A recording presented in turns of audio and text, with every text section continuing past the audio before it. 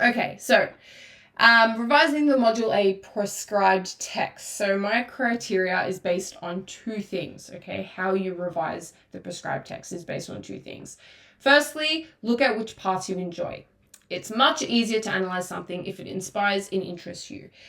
This is something I've spoken about in previous lectures, but just to recap, the number one thing that's consistent across all modules that as your marker I'm marking you on is your personal voice.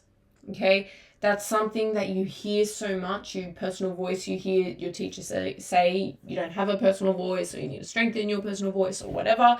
And I wouldn't be surprised if some of you are thinking, okay, what the heck is a personal voice though, Chloe? Isn't it just me? Like, I'm writing, so isn't it my personal voice? Sort of, but not really.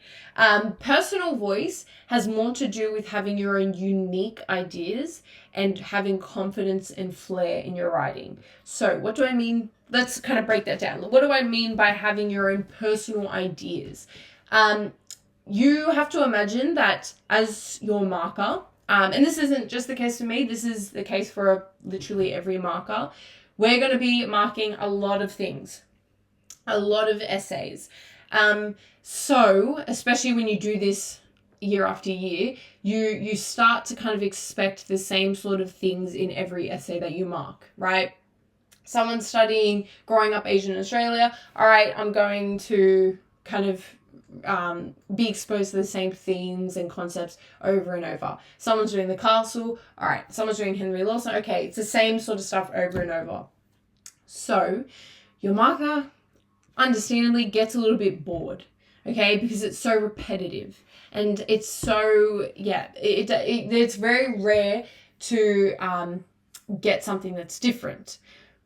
But when there is something that's different, and I'm sure this isn't the first time you've heard this, but yeah, when there's something that's different, it wakes me up. I'm suddenly very interested in reading this because, oh my gosh, it's different to all the other stuff. And oh, what is this student talking about? And oh my gosh, that's where your personal voice, that's the genesis of your personal voice. That's where it starts, right? Wake me up. I'm really, as I'm kind of robotically marking, it feels like sometimes, I'm waiting. I'm really eager to be woken up by a student's writing. Why am I saying all this? Because you will be most confident in the unique ideas that you actually like. When you were reading your text, think about the parts that you actually felt really strongly about and focus on them. Because odds are when you're writing it, they'll be different to everyone else's. Okay? Focus on the parts, and I've always said this, so I apologize if this is something you've heard in a previous lecture of mine, but focus on the parts that maybe in your class discussions you were disagreeing with everyone else. And that doesn't necessarily mean that they were wrong and you're right, or vice versa. It means that you just had a different idea to everyone. Flesh that out. See if you can form an argument or use it as part of an argument, because that's what I'm looking for, as I keep saying. That's personal voice, okay? If you have a really unique argument and you were disagreeing with Spark Notes and lit charts and your class and your friends, and you said, no, the book is saying this, or the poems are saying this, whatever, and you choose to write about that, if it's something that you're really confident in and really interested in, it is likely that the evidence you use will be really different to everyone else, right? Because it's a different idea and it's something that you are personally attached to. So you're going to say, all right, these were the scenes that I saw that in, and therefore your evidence will be different. When the evidence is different and when it's something that you're deeply interested in, that's where that flair comes from.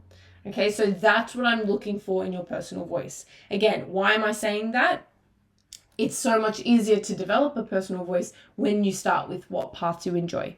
Okay, not just what parts of the text, but what kind of discussions did you find that you enjoyed having regarding the text. So when your friend said that they saw this particular idea in the castle and you were like, actually, no, I didn't really see that. Focus on things like that.